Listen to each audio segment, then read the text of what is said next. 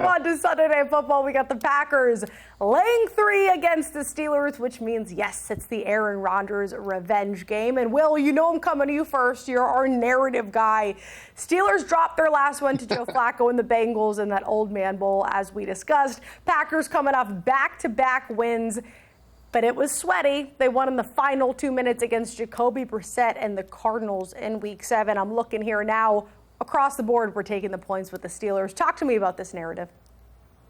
I mean, you don't need me to explain. Look, revenge games. We're 2-0. No, I know. I'm just saying, I'm not going to go through the whole rigmarole of explaining why Aaron Rodgers, the pettiest man in the NFL, is going to be looking to upset the Packers with, by the way, 10 days rest because you played on Thursday, humiliating loss, in which Aaron Rodgers was really good against the Bengals in that divisional game on Thursday Night Football. It's Sunday night. You're getting the Packers coming to town. The Packers don't like to put away anybody. Josh Jacobs is banged up. They're traveling from Arizona all the way to Pittsburgh. I think it's a good travel spot for the Steelers. I'm really kind of surprised that they're catching the full 3 or the 3.5 in some spots. I love the Packers here. Aaron Rodgers might be the only time he ever gets to play against the Packers in his career. He's trying to beat all 32 NFL teams. Give me the Steelers on the money line, certainly with the points.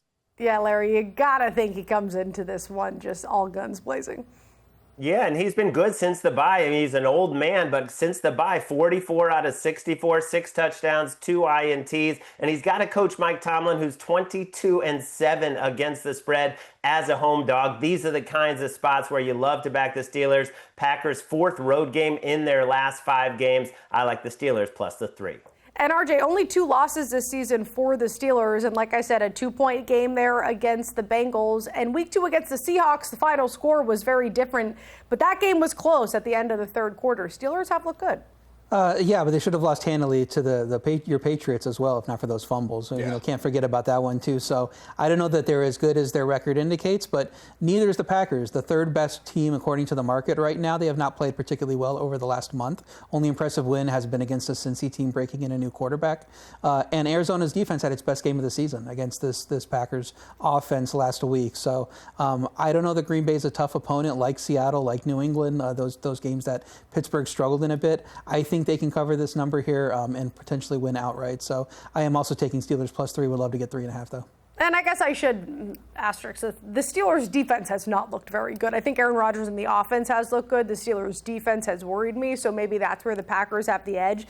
But the Packers' secondary has also been questionable. They're very Micah Parsons reliant with that pass rush. So I think if you want to convince yourself more on why you should take the Steelers, that's one of the topics. And then also the gap between Jordan Love and Aaron Rodgers. It sounds crazy to say, but I don't really think it's all that big.